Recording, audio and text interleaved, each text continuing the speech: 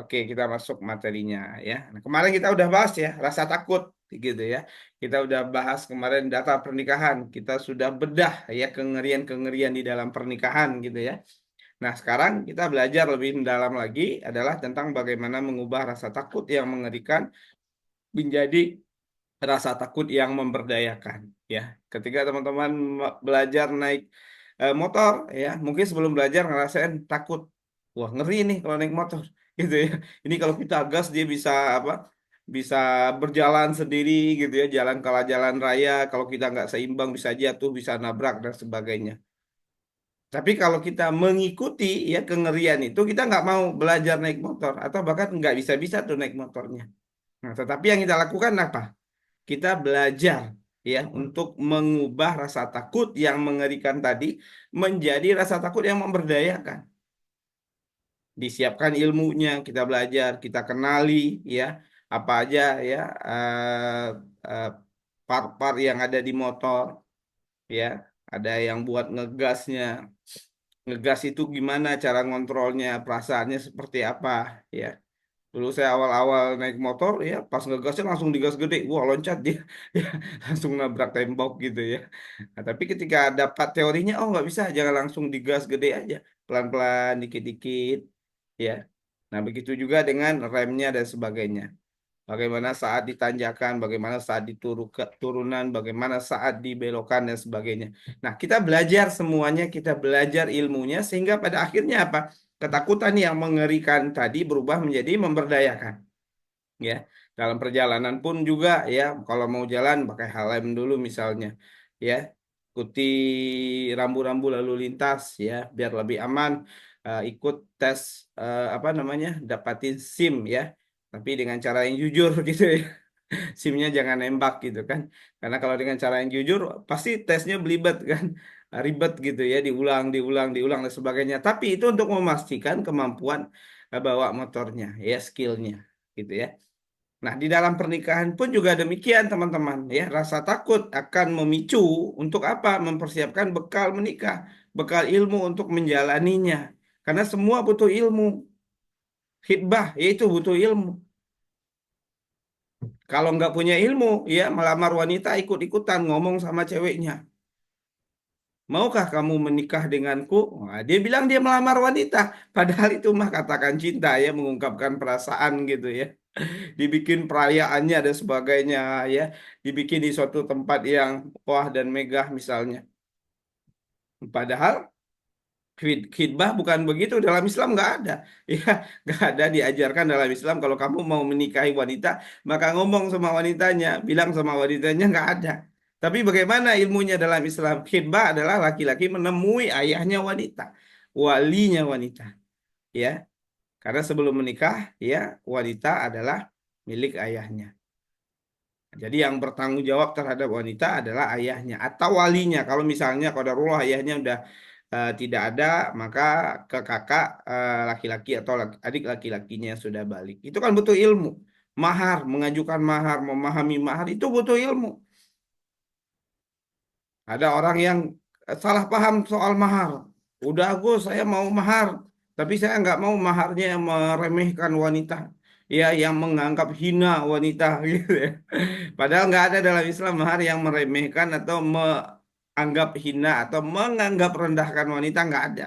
Zaman sahabat itu ada mahar sahabat Nabi yang kalau nikah itu cincin batu, teman-teman. Ya itu cincin paling murah di masa itu. Ya, ada yang pakai baju apa baju perang maharnya. Ya, ada yang pakai keahlian ya ngajarin baca. Nggak ada Rasul bilang, wah kamu yang nikah dengan apa cincin batu itu kamu merendahkan wanita. Nggak ada. Ya, ada yang maharnya sepasang sendal. Nah, ketika menikah dengan sepasang sendal, maharnya Nabi nggak bilang, wah kamu yang nikah menikahi wanita pakai sepasang sendal doang. Itu merendahkan wanita, gitu ya. Nggak ada, teman-teman, nggak ada. Ya. Lalu yang dengan emas, dirham disebut memuliakan juga nggak ada. Ya. Nah, itu kan ilmu tuh, ya. Itu baru ya sebelum nikah. Sebelumnya lagi, jauh sebelum itu ya ilmu ta'aruf, ilmu cara mengenalinya. Ini orang tepat nggak? Ini orang cocok nggak? Semalam udah kita bahas ya. hal-hal yang mengerikan di dalam pernikahan. Nah, jadi disitulah pentingnya kita mempersiapkan ilmu-ilmu tadi, gitu ya. Kenapa? Karena banyak persoalan dalam rumah tangga terjadi bukan karena kurangnya rasa cinta, tapi adalah karena kurangnya ilmu dalam mencintai. Ya, perasaannya sih oke, ya dia mencintai, sangat sayang dan sebagainya. Tapi terkadang cara mencintainya yang tidak tepat. Kadang dia memperlakukan pasangannya seperti mana dia ingin diperlakukan, padahal kan beda. Dalam hal memasak misalnya, ya, di persepsinya dia, makanan yang enak itu garamnya 2 sendok makan, ya, bikin sayur misalnya gitu ya. Tetapi di dalam persepsi si istri, ya, pasangannya misalnya makanan yang enak itu 1 sendok makan, ya. Dia menganggap, ya, bahwa rasa enaknya istri sama dengan dia, maka dia perlakukan sama dengan dia. Yang ada akhirnya apa? Bertengkar, berantem gitu. Kenapa? Karena keliru dalam hal mencintai. Ya, tentang bahasa cinta misalnya. Ya, dulu kita ada pernah dapat klien ya, nah, di mana menyatakan dia menganggap bahwa suaminya nggak sayang sama dia, nggak perhatian. Tentu kita cek ya, kita gali. Kenapa kok nggak sayang? Apakah nggak ngasih nafkah? Oh, dikasih nafkah lahir batin. Oke, gitu ya. Apakah suaminya mukul, KDRT, mau bentak? Oh, nggak ada juga. Nggak ada melakukan hal tersebut. Nah, tapi kenapa kok menganggap nggak sayang? Saya merasa diabaikan, katanya. Ya, saya merasa tidak dihargai, saya merasa tidak dianggap. Kenapa kok merasa diabaikan? Karena dia nggak pernah punya waktu buat saya. Oh, ternyata bahasa cintanya quality time, ya, waktu yang berkualitas. Sehingga ketika pasangan tidak memberikan waktu kepada dia, berkurang ya. Apa dia merasa kurang dicintai atau bahkan bisa jadi merasa tidak dicintai. Si suami mungkin berpikir, "Oh, wanita nih harta nih, harta." Ya. Karena kan wanita di surga aja dijanjikan dibangunkan istana gitu misalnya. Ya, karena iming-imingnya yang disukai oleh wanita harta, maka harta harta harta harta dikasih ya. Ternyata enggak juga, ternyata harta ternyata ya. Bukan pemateri, bukan pemberian gitu ya bahasa cintanya. Ya. Nah, ternyata bahasa cintanya apa? Waktu yang berkualitas misalnya. Itu kan tentang ilmu cara mencintai, ya. Seorang istri ya melihat suaminya pulang ya mukanya kusut, cemberut, jutek ya. Lagi banyak masalah. Suaminya diem aja, nggak mau ngomong, nggak mau cerita. Istrinya memaksa, mendesak. Mas, cerita dong, kenapa sih? Kamu pasti ada masalah ya? Iya, ada, tapi nanti aja ya, kata suaminya. Kata istrinya didesak terus. Kamu pasti ada masalah, ayo cerita, ayo cerita. Kemarin aku ada masalah, aku cerita loh. Sampai aku curhat, sampai nangis-nangis, cerita ke kamu semuanya. Masa kamu nggak cerita? Nggak fair dong, nggak adil. Padahal laki-laki dan wanita berbeda caranya ketika berada dalam kondisi menghadapi masalah. Wanita ketika menghadapi masalah cenderung ingin bercerita, maka dia butuh teman untuk curhat, untuk mendengarkan keluh kesahnya. Itu wanita. Kalau laki-laki ketika ada masalah, pengennya sendiri. Dia butuh kenyamanan, dia butuh ketenangan, dia butuh dikuatkan, tapi bukan disuruh ngomong. Ya, makanya kalau dalam sirah itu kita belajar Rasulullah ketika sudah dapat wahyu pertama, ya, pulang ke rumah, ya, dalam kondisi ketakutan, menggigil dan sebagainya, yang dilakukan oleh Ummul Mukminin Khadijah adalah menyelimuti Rasulullah, membuat Rasulullah nyaman. Jadi bukan nanyain, woi Rasulullah ada masalah apa? Kok kamu ketakutan? Ayo cerita, ayo curhat. Nggak ada begitu. Nah, jadi begitu teman-teman. Itu kan tentang cara berpikir. Nah, itu semua butuh ilmu, maka dipersiapkan ilmu-ilmu dalam menjalani pernikahannya, gitu ya. Nah, ini di surat An-Nisa ayat 79 ya, Allah Subhanahu wa taala berfirman yang artinya kebajikan apapun yang kamu peroleh adalah dari sisi Allah dan keburukan apapun yang menimpamu itu dari kesalahan dirimu sendiri, ya. Nah, ketika salah pilih pasangan, tidak hati-hati dalam memilih pasangan, salah siapa? Apakah salah Allah? Oh, ini mah takdir dari Allah gitu kan. Padahal dia sendiri yang pas ta'arufnya mungkin tidak hati-hati. Ya, ada misalnya kejadian ya seorang wanita ya menikah dengan seorang laki-laki.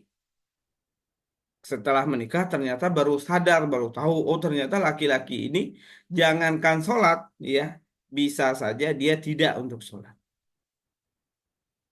Oh, menyesal ya. Oh kenapa ini kok begini? Padahal dulu kan pas ta'aruf ditanyakan, Mas kamu sholat nggak? Alhamdulillah sholat kata masnya. Tapi sekarang kok tidak sholat ternyata. Kenapa dia berbohong? Kenapa dia seperti ini? Kenapa dia menipu dan sebagainya? Kenapa ini kejadian gitu ya? Untuk menghibur diri ya, wah ini sudah takdir dari Allah gitu ya. Allah sudah menetapkan gitu ya. Padahal ada kekeliruan, ada kesalahan. Kesalahannya apa? Tidak melakukan validasi. Validasi itu ngapain? Mencari bukti, membuktikan apa yang dikatakan oleh calon pasangannya saat taruh. Itu kan kekeliruannya. Dari kekeliruan itulah yang pada akhirnya ketika menikah ya terjadi mungkin penyesalan, terjadi mungkin masalah dan sebagainya. Salah siapa? Ya salah diri sendiri ya. Kenapa nggak validasi sebelum nikah? Ya jangan langsung buru-buru nyalain Allah gitu ya. Kenapa? Karena perlu usaha kan, perlu ikhtiar. Teman-teman mau beli handphone misalnya kan dicek dulu, divalidasi dulu. Dulu sekitar tahun berapa ya? 2010 ya. Itu ada kawan saya ya, dia beli handphone itu cuman casingnya doang. Kenapa? Karena nggak divalidasi. Karena tergiur dengan harga murah. Ya, ada juga kawan saya yang lain ya, eh, mau beli handphone di pinggir jalan ya. Jadi handphonenya bagus yang ditawarkan ya, handphone harga jutaan ya di masa itu ya. Ada orang ya dengan apa dengan motor ya dia melipir minggir, dia nawarin handphone ya. Ini ada handphone nih baru nih bagus gitu kan. Harga normalnya ini apa anggaplah misalnya 4 juta gitu ya. Nah, kata si apa kata dia si penjualnya, nah khusus buat kamu nih karena nih saya buru-buru nih, saya butuh duit juga butuh banget duit. Nah, ambil aja lah berapa kamu punya duit. Dia cek lah duit di ke dompetnya, wah ada 400.000. Ya duitnya langsung disambar, orangnya langsung kabur dengan motor. Ya handphonenya dapat nggak? Nggak dapat. Ya, itu karena apa? Karena kesalahan juga dia juga. Ya, ketidakhati-hatian dirinya. Ya, kenapa dia bisa beli handphone yang isinya casing doang? Apa kayak itu takdir dari Allah gitu ya? Ya itu kesalahan dirinya sendiri. Kenapa nggak periksa dulu tuh handphone? Ya? Pastiin dulu ya bisa hidup apa enggak gitu ya.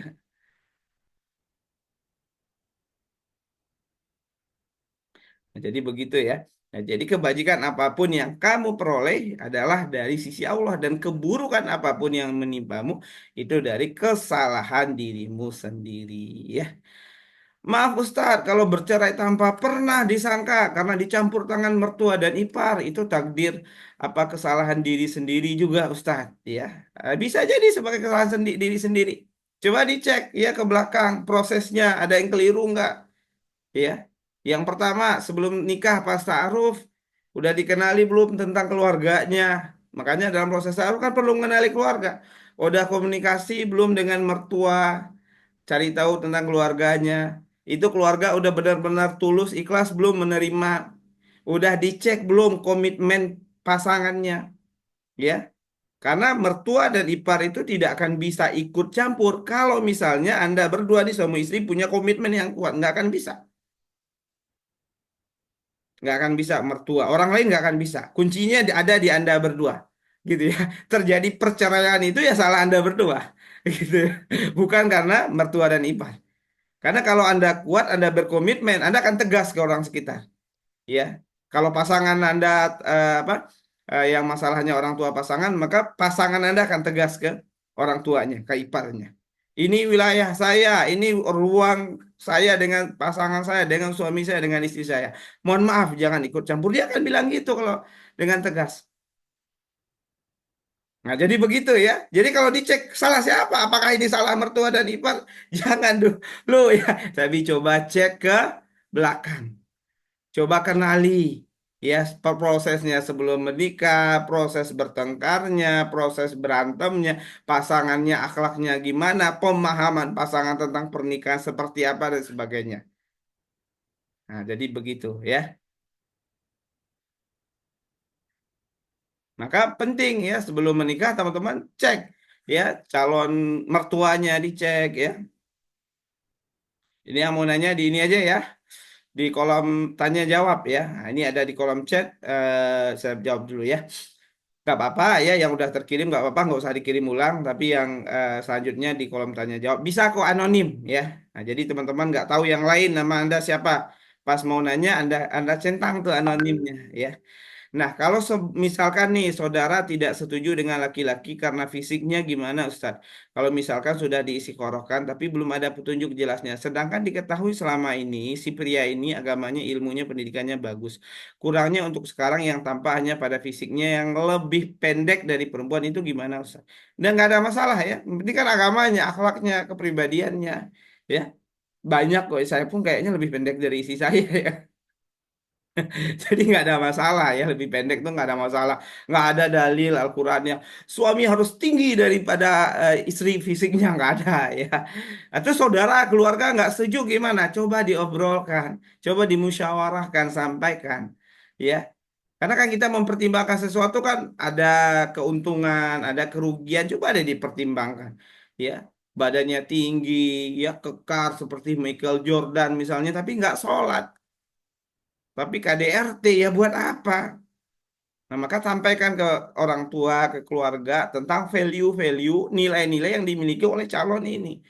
Nah, si calon ini juga suruh komunikasi dengan orang tua juga, ya. Agar orang tua juga merasakan, oh enak, nyaman, komunikasi.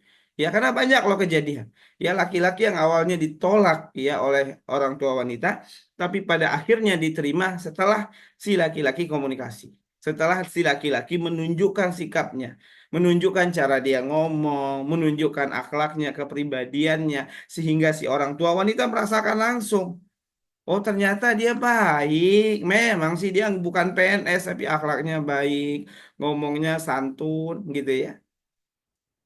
Nah, maka si laki-laki pun ya perlu ya bisa menyentuh seseorang tepat di hatinya. Ya lagu siapa dia sentuhlah dia tepat di hatinya.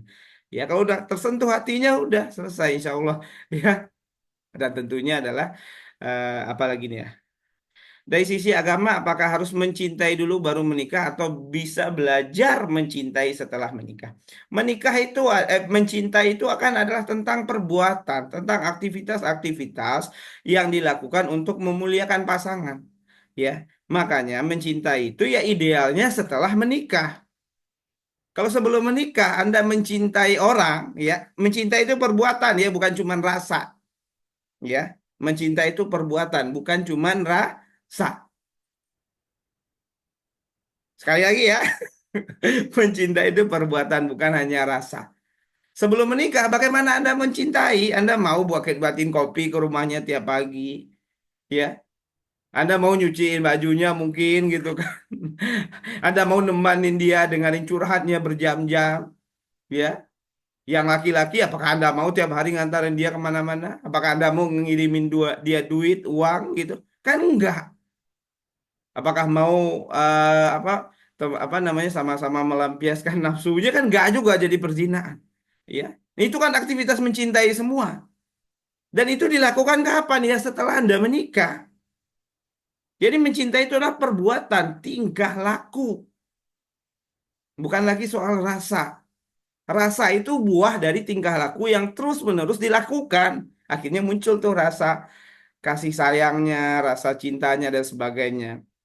Kalau yang sebelum nikah, ya baru sekali ketemu udah langsung apa namanya, apa sih istilahnya ya, baru sekali ketemu langsung apa, langsung kasmaran dan sebagainya, ya itu namanya obsesi bukan rasa cinta.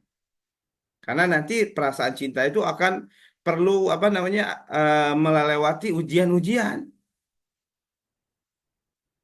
Ada satu kisah ya di Malaysia ya, itu videonya cukup viral. Teman-teman nanti bisa cari di apa di YouTube ya, namanya kalau nggak salah kisah cintanya eh, Ade atau AB gitu ya dengan Nur Faizah atau siapa gitu ya. Itu mereka dari awal pernikahan ya. sama-sama cantik ya, sama-sama cantik, sama-sama bagus ya, menarik lah ya. Yang wanitanya cantik, yang laki-lakinya juga ganteng, itu keren gitu ya. Jadi di video itu di awalnya bagus-bagus, tapi di pertengahannya qadarullah yang wanitanya Allah uji dengan penyakit. Nah, ketika ya si wanita diuji dengan sakit, ya, lalu si laki-laki tetap melakukan perbuatan mulia. Jadi laki-laki ini memandikannya, menggendongnya, menyuapinya, ya dari fisiknya lumpuh, ya lama-lama ada semua foto dokumentasinya sampai akhirnya wanitanya meninggal dunia. Ya, nanti cari aja di YouTube ya, video kisah cinta viral Malaysia misalnya gitu ya. Nah, ada tuh di YouTube ya. Nah, itulah cinta. Itu Anda mau ngakuin itu sebelum nikah? Kan nggak mungkin. Ya, itu kapan dilakukannya? Setelah nikah. Perbuatan yang dilakukan oleh laki-laki ini tadi itu cinta. Padahal kan si laki-laki ya bisa aja kan dia. Ya udahlah nggak bisa ngapa-ngapain kita cerai bisa kan? Tapi dia nggak melakukan itu. Dia tetap bersama, dia tetap membersamai, dia tetap melakukan perbuatan-perbuatan mulia. Nah itulah cinta. Cinta itu akan teruji ketika sudah melewati menjalani pernikahan dalam beberapa lama. Ya, anggaplah mungkin 5 tahun, 10 tahun. Ketika sudah ada konflik yang dihadapi, ketika sudah ada mungkin rasa sedih, kesal, kecewa, senang, ya, tapi masih terus bertahan, nah itu cinta. Jadi begitu ya teman-teman. Ya, jadi sebelum menikah perlu nggak melakukan hal itu? Nggak perlu. Sebelum menikah itu yang perlu adalah, kalaupun dibutuhkan adalah rasa suka, falling in love. Aktivitas-aktivitasnya ya atau mencintainya perlu nggak? Nggak perlu. Maka perlu ya mendefinisikan apa itu cinta. Nah, jadi begitu ya, cinta itu bukan hanya tentang rasanya doang ya. Silakan ya kalau ada pertanyaan lain ya. Atau kita lanjut dulu materinya ya. Nah, sesungguhnya Allah tidak mengubah nasib suatu kaum hingga mereka mengubahnya sendiri. Di surat Al-A'raf ayat 11 ya. Jadi kalau kita pengen jadi baik, pengen dapat jodoh terbaik, pengen rumah tangga menjadi baik, ya maka perlu usaha, perlu ikhtiar. Ya, jadi Allah nggak ngasih ujuk-ujuk begitu enggak. Ya, Allah merencanakan kita manusia yang menentukannya. Wah, betul nggak ya? Jadi Allah sudah rencanakan ke kita. Kalau kamu mau jalan ke surga, ini udah dikasih oleh Allah planningnya. Ya, tinggal kita nih mau milih apa enggak. Kalau mau pernikahannya baik-baik saja dan sebagainya, ada syariatnya udah Allah kasih. Tinggal kita manusia mau ngikutin apa enggak. Ya, kalau mau dapat pahala, ya misalnya ya yang besarnya lebih dari seisi dunia, maka sholat sunnah lah di sebelum subuh. Itu kan rencana Allah.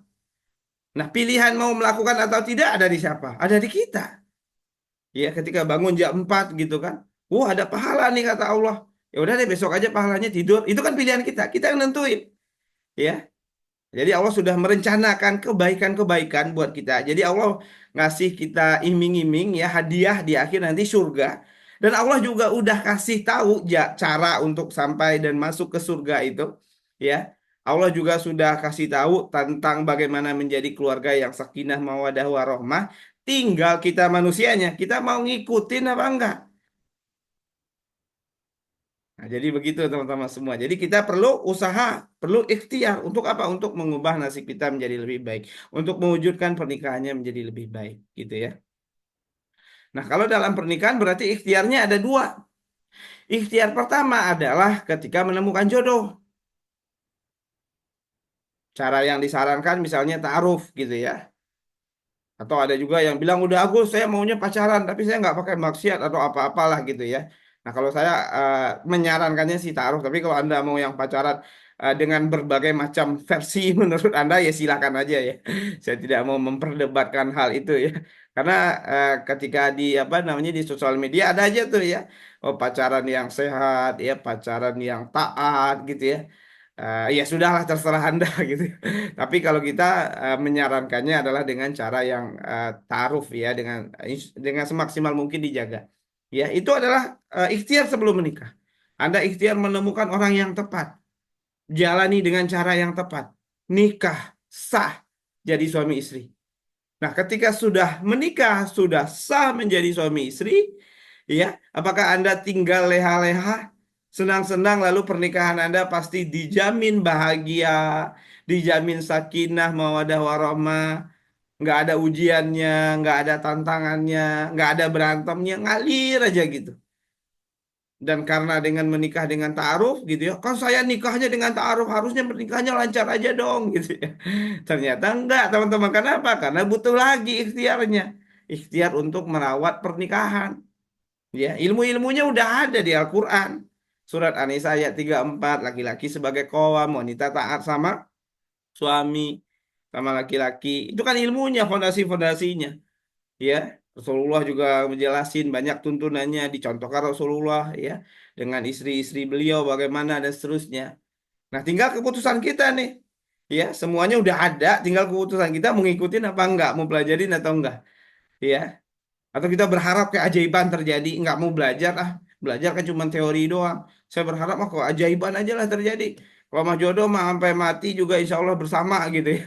Karena harapannya teman-teman kan nggak hanya bersama sampai mati, tapi kebersamaan itu adalah kebersamaan yang juga berkualitas. Ya, Anda bersama 20 tahun, 30 tahun, tapi di dalam kebersamaan isinya berantem, saling menyalahkan, saling menuntut gitu ya, masalah-masalah apa rumah tangga yang dihadapi, selingkuh dan sebagainya. Ya buat apa? Ya, karena bersama bersama yang berkualitas ya. Nah, ini ada pertanyaan lagi ya. Bagi introvert gimana cara cara dapat jodohnya Ustadz? Ya sama aja ya, introvert, ekstrovert, ya itu adalah cara seseorang mendapatkan energi terbaiknya dalam kehidupan. Orang ekstrovert dapatin energi terbaiknya ketika ketemu sama orang. Maka pekerjaan yang cocok buat dia adalah ketemu orang, sales ya, apa namanya, humas ya, marketing gitu kan, apalagi itu ya, pokoknya yang ketemu sama orang lah ya, presentasi sama orang banyak dan sebagainya, itu orang-orang ekstrovert ya. Introvert orang yang mendapatkan energinya di saat dia sendiri, penulis, akuntan, apalagi itu ya, akademisi yang kerja di lab dan sebagainya, peneliti, ya, itu orang-orang introvert. Anda lihat semua mereka dapat jodoh apa enggak? Ya, sama kan mereka dapat jodoh dan sebagainya. Ya, yang keliru adalah menganggap introvert itu sebagai kekurangan. Jangan. Ya, introvert itu cara mendapatkan energi. Ya, atau malah yang keliru ada orang merasa minder, ada orang merasa insecure, ya, ilmu komunikasi sama orangnya kurang, lalu dia ngaku-ngaku introvert. Nah, ini ada juga, ya. Terelie misalnya itu introvert, ya. Siapa lagi tuh? Ya, Raditya Dika ngaku dia introvert ya. Siap Corbuzier misalnya ya, Deddy Corbuzier ya, di podcastnya introvert juga kata dia. Ya, itu semua introvert-introvert, tapi mereka punya karya, teman-teman ya. Jadi introvert itu bukan halangan. Ya, jadi jangan mengecilkan introvert itu kayaknya rendah atau apa, enggak. Ya, sama. Cuman cara mendapatkan energinya yang berbeda. Dan dunia ini butuh introvert dan ekstrovert untuk menggerakkannya. Nah, kekeliruan yang terjadi yang tadi, dia merasa insecure, nggak pede, disebutnya dirinya introvert. Padahal persoalannya ada pada rasa self esteem yang rendah, rasa keberhargaan diri yang rendah, rasa mencintai diri yang rendah, sehingga malu, ya, nganggap diri nggak berharga dan sebagainya. Maka itu yang diperbaiki, bukan salah di introvert ekstrovertnya, ya. Jadi kalau misalnya yang dirasakan itu ya, nah, jadi maka itu yang coba diperbaiki. Ya, terima diri sendiri, ya. Komunikasi, cara ngomong nggak bisa, belajar, ya. Belajar ngomong gimana ya? Temui aja bapak-bapak sekitar Anda. Untuk apa? Untuk diajak ngomong, ya. Anda naik angkutan umum, ada orang di kiri kanan diajak ngomong, itu kan latihan ngomong, ya. Nah, jadi itu bisa dipelajari, insya Allah, ya. Bolehkah berdoa untuk jodoh dengan sebut satu nama? Ya, nggak ada yang melarang. Ya, nggak ada dalil yang melarang. Boleh-boleh aja sebenarnya. Akan tetapi, ya, itu malah mempersempit. Itu yang pertama, mempersempit. Anda memfokuskan ke satu orang dan Anda ya menganggap bahwa itu yang terbaik, padahal belum tentu itu yang terbaik. Itu yang pertama. Yang kedua, Anda bisa jadi seakan sangat yakin itu jodoh Anda. Karena kalau Anda doa terus, ya, ketika semakin sering itu nama disebut di dalam lisan, maka nama itu akan makin nempel di pikiran, nama makin nempel di hati. Lama-lama Anda makin cinta. Lama-lama Anda jadi bucin sama itu orang. Kenapa? Karena namanya disebut setiap hari. Dampaknya apa potensi buruknya? Potensi buruknya ketika qadarullah nggak berjodoh dengan orang tersebut, ya maka Anda akan kecewa, maka Anda akan patah hati. Bahkan ada yang sampai menyalahkan Allah. Ya Allah, kenapa kau tidak berjodohkan aku dengannya? Kan setiap hari aku berdoa menyebut namanya 5 kali sehari semalam. Ditambah saat Qiyamul Lail misalnya gitu kan. Aku sebut terus-menerus namanya. Tapi kenapa nggak berjodoh? Akhirnya apa? Kecewa. Akhirnya apa? Masalah. Ya, boleh sih boleh yang larang nggak ada. Cuman itu berpotensi membuat diri Anda nanti tersiksa.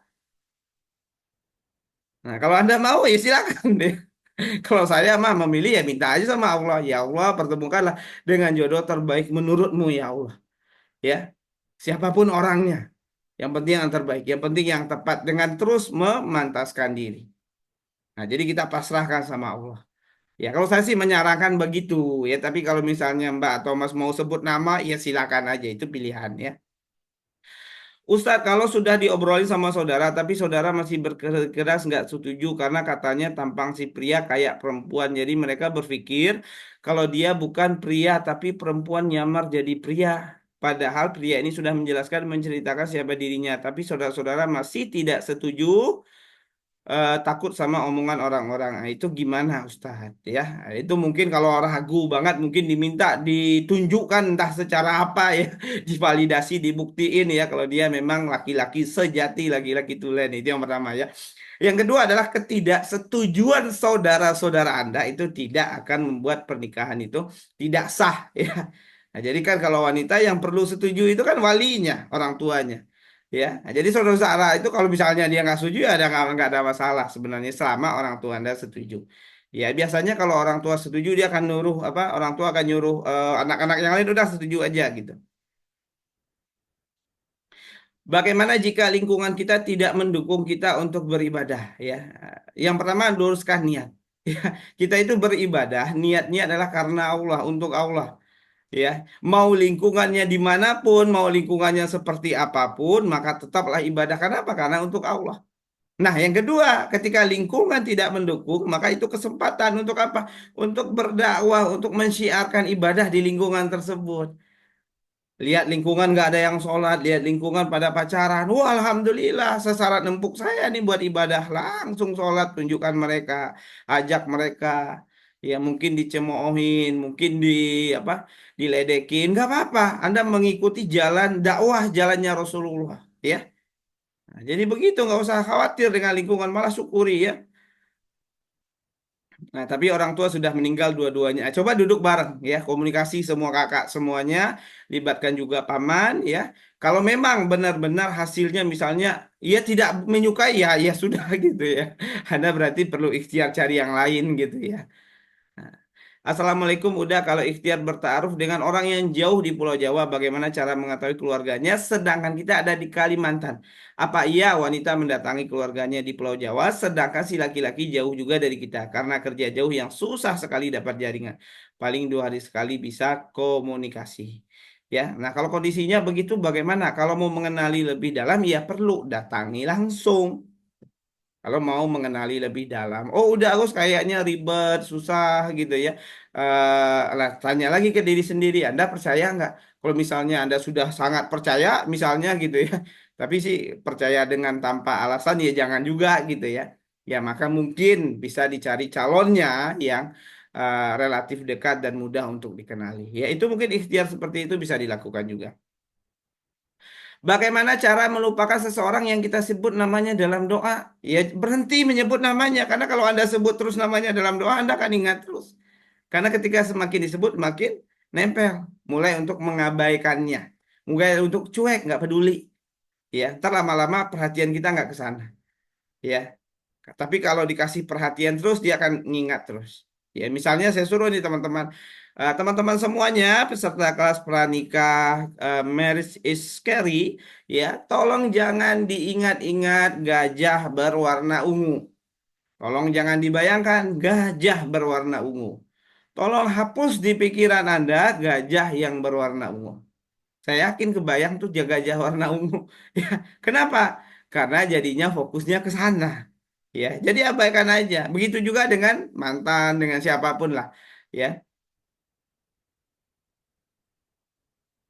ada sebuah pendapat ikhtiarnya perempuan dalam menunggu jodoh adalah dengan memantaskan diri. Apakah jodoh itu atau ada ikhtiar lainnya bagi perempuan?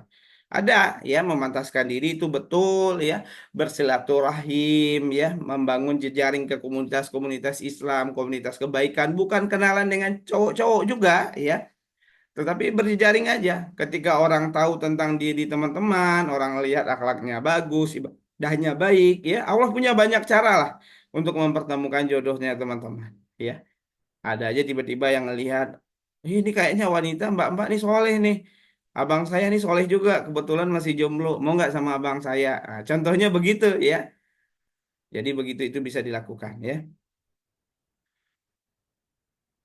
Dan ini juga buat para laki-laki ya, maka hendaklah memilih istri yang beragama Islam, yang berbudi pekerti yang baik agar kedua tanganmu, kedua dirimu selamat. Nah, ini buat mas-mas ya, perlu untuk memilih pasangan hidup yang taat sama Allah. Kenapa? Karena ketika sudah menikah nanti ya lebih ringan bebannya, gitu ya.